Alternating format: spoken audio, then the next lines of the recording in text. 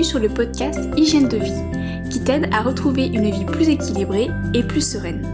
Je m'appelle Alexandra, je suis coach de vie et naturopathe. Ma mission est de vous guider à retrouver votre équilibre de vie grâce à des méthodes naturelles autour de l'alimentation saine et bienveillante et du bien-être physique et mental. Hygiène de vie est avant tout votre podcast qui vous donne des outils simples, réalistes et accessibles pour votre corps et votre esprit. Vous retrouverez tous les éléments que j'évoque sur le site hygiènedevie.fr. Je vous invite à vous abonner au podcast sur la plateforme de votre choix pour ne pas manquer les nouveaux épisodes au moment où ils sortent. Et si vous aimez ce podcast, une excellente façon de le soutenir est de laisser un avis 5 étoiles sur Apple Podcast ou sur la plateforme que vous utilisez.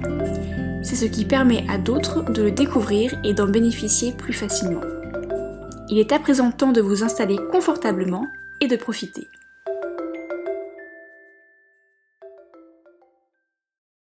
Bonjour à toutes et à tous. Peut-être que vous êtes des femmes et des hommes, je ne sais pas encore. Bienvenue dans ce premier épisode de mon podcast Hygiène de vie. Un tout nouveau projet en tout cas que je lance à présent. Nous sommes en ce moment même en pleine période de confinement, malheureusement.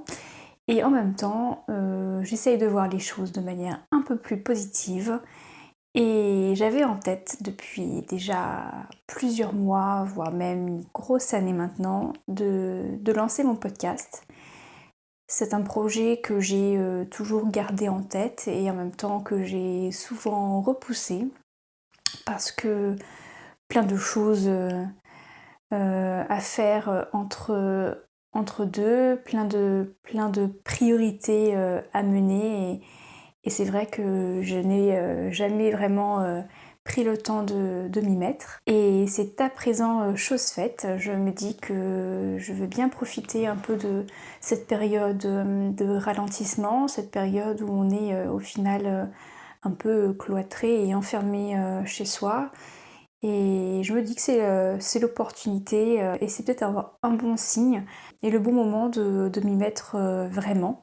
Ce premier épisode va être vraiment un épisode plus de présentation. Cette série de podcasts soit autour de différents sujets qui me tiennent à cœur, c'est-à-dire l'alimentation d'abord, puisque j'ai une grosse sensibilité et puis vraiment une passion pour l'alimentation, pour l'accompagnement de personnes qui ont peut-être déjà subi des troubles du comportement alimentaire. Quelque chose qui arrive malheureusement assez souvent, mais également des sujets autour du mieux vivre tout simplement, du mieux vivre avec soi-même, du mieux vivre avec notre environnement, cette planète qui se dégrade petit à petit et qui au final, je me dis, pendant cette période de confinement, on voit tellement de choses passer, je ne sais pas si vous les avez déjà vues, mais notamment des images de Chine ou encore de grandes villes françaises qui se trouvent beaucoup moins polluées depuis que nous sommes dans cette période un peu plus de ralentissement et je me dis que c'était aussi un signe de notre cher environnement, notre chère planète qui nous dit attention, si vous continuez encore à vivre aussi intensément, aussi rapidement, de consommer autant et de dégrader autant l'environnement, au bout d'un moment, ça va se retourner contre nous. Du coup, voilà, ça me fait prendre conscience de tout ça et j'en avais déjà un petit peu conscience, pas mal conscience, mais là, ça arrive d'être face comme ça à cet événement. On ne peut plus le nier, en tout cas je ne peux plus vraiment le nier. Donc voilà, donc des sujets autour du mieux vivre ensemble, du mieux vivre tout seul aussi, tout simplement. Des fois on a besoin d'être un petit peu plus seul. Et puis j'aimerais également faire des épisodes, moi et vous, en tête à tête, mais également des épisodes en duo, peut-être même en trio, je ne sais pas encore. J'aimerais aller à la rencontre de d'autres thérapeutes, découvrir aussi peut-être la vie de certaines personnes qui ont traversé des choses difficiles, qui s'en sont sorties, grâce à quoi, pourquoi, quel cheminement elles ont traversé, comment ces expériences-là et ces personnes-là peuvent peut-être vous aider si vous êtes en pleine période de remise en question, peut-être en burn-out, en bore-out ou tout simplement en questionnement, puisque l'être humain est tellement complexe qu'on passe un peu notre temps à nous questionner et de découvrir des fois l'expérience d'autres personnes, la vie d'autres personnes, ça peut aider, ça peut éclaircir certaines choses dans nos têtes. Des fois pas immédiatement, mais au final, on se rend compte que tout ce qu'on entend et tout ce qu'on voit, ça a un impact, mine de rien, et ça fait son chemin dans nos têtes. Alors pourquoi ce podcast? Tout simplement, c'est un peu un délire personnel, c'est un peu un choix peut-être un peu égoïste, puisque c'est quelque chose que j'adore écouter, les podcasts. Ouais, je suis un peu tombée follement amoureuse de ce concept il y a quelques années maintenant. Et c'est vrai que j'en consomme de plus en plus, j'en consomme régulièrement, même quotidiennement, de toutes sortes. Je dois avouer que c'est quelque chose que j'aime beaucoup et c'est vrai que je me suis toujours mis dans mon coin de ma tête cette possibilité de lancer le mien. Donc voilà, je teste. Et je suis une personne qui adore tester. J'adore explorer de nouvelles choses et puis quitte à des fois à complètement me vautrer, hein, comme on peut dire, mais je me dis qu'il n'y a pas d'échec et qu'on apprend toujours de toute expérience. Et voilà, je m'y mets, donc je ne sais absolument pas ce que va donner ce podcast. J'ai des envies, bien sûr, sinon je ne le ferai pas. J'ai envie de m'exprimer, j'ai envie de vous partager des choses. Et on verra bien si ça prend, on verra bien si vous allez prendre goût à m'écouter, peut-être me questionner également. Faire des épisodes de questions-réponses, j'adorerais. Voilà, donc en tout cas, n'hésitez pas à interagir, à me poser des questions dans les différents canaux de diffusion que je pourrais utiliser dans ce podcast. Avant tout, c'est quelque chose que j'aimerais partager. Donc voilà, n'hésitez pas. Alors qui je suis? Alors comme vous l'avez certainement entendu dans l'introduction, je m'appelle Alexandra Portail. Je suis avant tout, j'aime bien dire ça, je suis avant tout Alexandra Portail, c'est déjà pas mal. C'est pas facile tous les jours, on n'est pas seul là-haut, on est plusieurs. C'est toute la complexité aussi de l'être humain, mais voilà, je suis une femme de donc 30 ans, j'ai eu 30 ans fin de l'année dernière. Je vis dans le nord de la France et je suis mariée, donc j'ai un conjoint à mes côtés. J'habite dans un endroit pour le moment qui me convient, même si j'aimerais m'évader un peu plus proche de la nature, de la mer, de la montagne, mais c'est encore un autre projet que nous avons. Et j'ai donc réalisé des études d'ingénieur. Donc voilà, j'ai une formation d'ingénieur en biologie, voilà, généraliste biologie.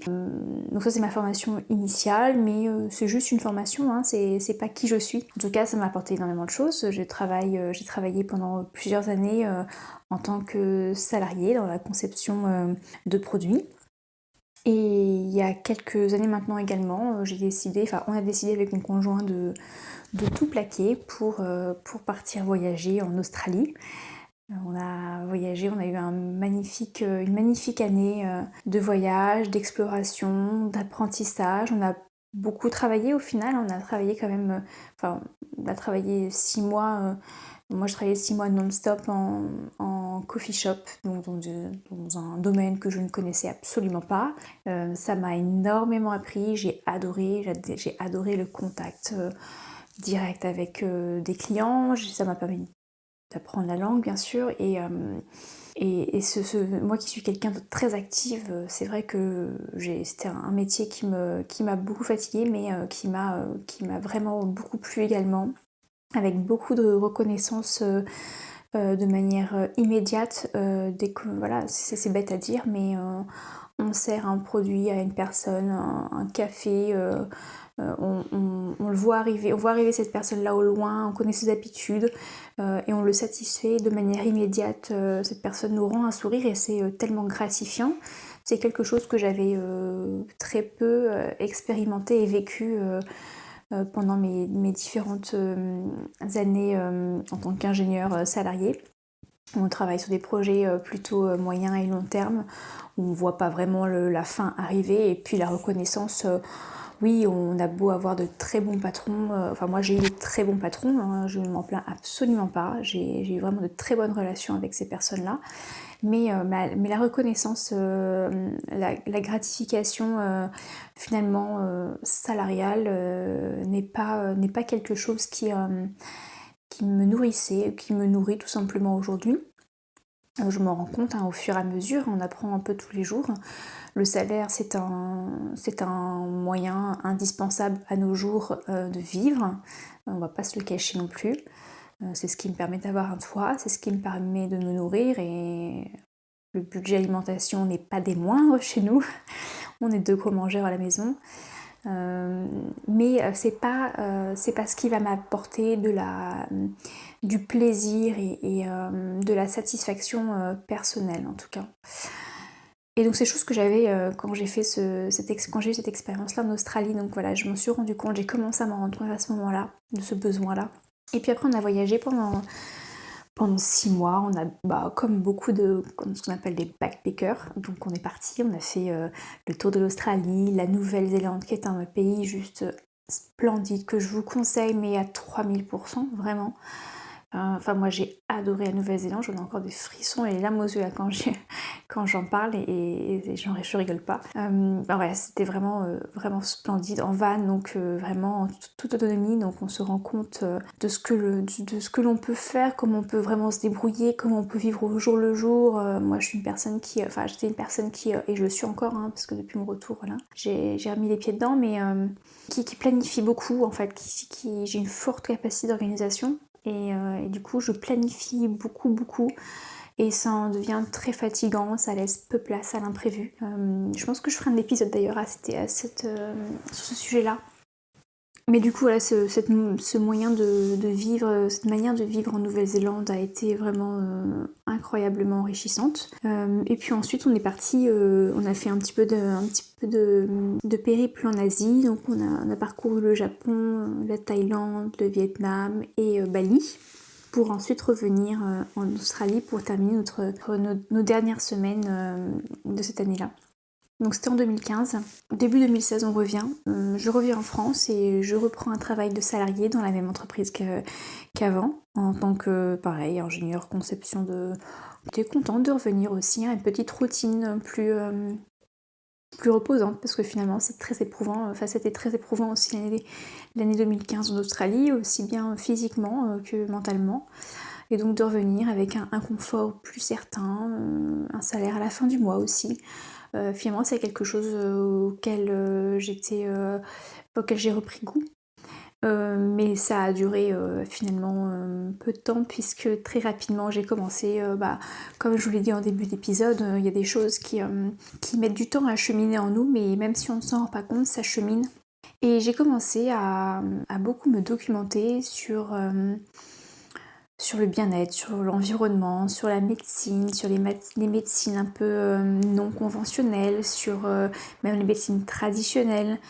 Et j'ai commencé voilà, à découvrir la naturopathie et mais j'ai mangé, on va dire, des livres. J'en ai lu et jusqu'au moment où je me suis dit, bon bah Alexandra, maintenant arrête de lire plein de livres que tu achètes un peu au hasard comme ça. Ça devenait quand même assez lourd financièrement et je me suis dit quitte à dépenser de l'argent, et j'aimerais bien finalement me former à la naturopathie pour acquérir vraiment des bases et puis voir vraiment ce que c'est la naturopathie dans son ensemble au final, parce que à vouloir acheter soi-même des livres un peu au hasard, peut-être que, en tout cas c'est ce que je me disais, que je passais à travers certains et à côté de certains aspects de la naturopathie. Et donc je me suis dit en suivant une formation, j'allais pouvoir vraiment avoir toutes les connaissances, en tout cas on va dire globales, de ce qu'est la naturopathie. Et puis voilà, c'était pour un enrichissement vraiment très personnel. Et puis au final, je me suis dit, voilà, si aussi ça me plaît, peut-être que ce serait une éventuelle reconversion professionnelle dans quelques années, quelques dizaines d'années. J'ai donc trouvé une formation, je me suis formée à la naturopathie, j'ai adoré apprendre de cette médecine non conventionnelle. Ça m'a fait découvrir vraiment pas mal d'aspects, plein de nouvelles personnes aussi, ça m'a un peu ouvert mon réseau. Et au final, à l'issue de la formation et de mes différents stages, projet de reconversion professionnelle que j'imaginais arriver dans plusieurs années à une dizaine d'années, au final, je me suis dit: «Et pourquoi pas maintenant?» Donc j'ai décidé de me lancer vraiment, voilà, en tant que naturopathe. En tout cas, c'est comme ça que je me définissais, tout en gardant voilà, une partie de mon activité salariale, donc en temps partiel. J'étais à 80% pour l'entreprise en tant que salariée, et donc à 20% pour cette nouvelle activité de naturopathe. Alors je me dis naturopathe, que comme je le disais tout à l'heure, je ne suis pas quelque chose, je suis d'abord avant tout Alexandra, et je suis persuadée que j'ai différentes facettes, différentes compétences, différents points de vue, différentes choses en tout cas à apporter qui ne sont pas liées à uniquement un métier et un domaine. Et je suis sûre que c'est la même chose pour vous, et je vous invite vraiment à vous poser la question de qui êtes-vous d'abord vous en tant que personne, qu'est-ce qui vous anime, on va dire, et qu'est-ce que vous aimez faire et qu'est-ce que vous savez faire au-delà de votre métier. Et bien sûr, il y a des choses qui vont être liées à votre métier, mais vous savez faire d'autres choses aussi. J'en suis persuadée. Et c'est ce qui vous définit dans votre ensemble.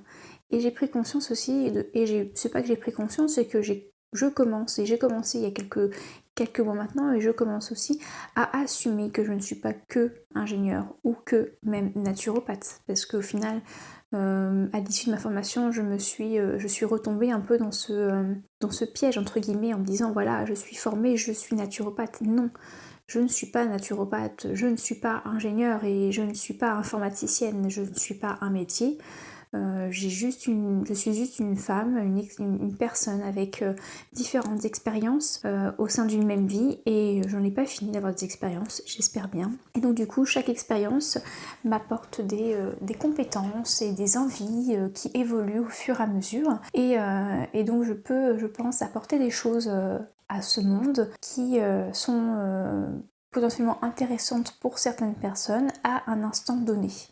Et demain, après-demain, après-après-demain et dans quelques années, j'apporterai certainement d'autres choses à peut-être d'autres personnes à un autre moment donné. Aujourd'hui, je me définis pas donc uniquement naturopathe, je me définis plus comme une personne qui aime et qui souhaite accompagner d'autres personnes désirant de retrouver un équilibre de vie. Je pense être bien placée aussi pour en parler, l'équilibre de vie. Il y a des triptyques, je dirais même qu'il y a plus que des triptyques, mais il y a le travail, il y a la vie personnelle et familiale et la vie sociale. Ça, c'est le triptyque un peu, on va dire, environnemental. Mais après, il y a d'autres triptyques qui permettent d'avoir un équilibre de vie et sur lesquels notamment la naturopathie s'appuie, c'est l'alimentation, l'activité physique et la gestion des émotions. Et en fait, tous ces aspects-là, aussi bien environnementaux que je ne sais pas trop comment les définir, mais personnels, sont hyper importants pour avoir un équilibre global de vie et donc pour tirer profit au maximum de sa vie. Je dirais pas forcément pour être heureux, avoir le bonheur ultime, parce que je sais pas, je veux pas partir dans l'utopie en fait. Je veux rester réaliste. Moi, c'est des choses que je vis au quotidien. Il y a des jours où je suis très heureuse, d'autres où finalement rien n'a changé, mais j'ai pas du tout le moral et j'ai la tête embrouillée. Et je pensais la veille avoir une vie équilibrée, et au final, je me rends compte que le lendemain, j'ai rien qui est équilibré du tout. Donc voilà, c'est tout un travail à faire autour de plein de choses en fait, que j'ai pu apprendre grâce à mes expériences en naturopathie par exemple, mais il y a d'autres choses que j'ai apprises aussi via mes expériences tout simplement personnelles, via aussi mes rencontres avec d'autres personnes, et c'est en fait tout ça que je souhaite mettre à profit de vous.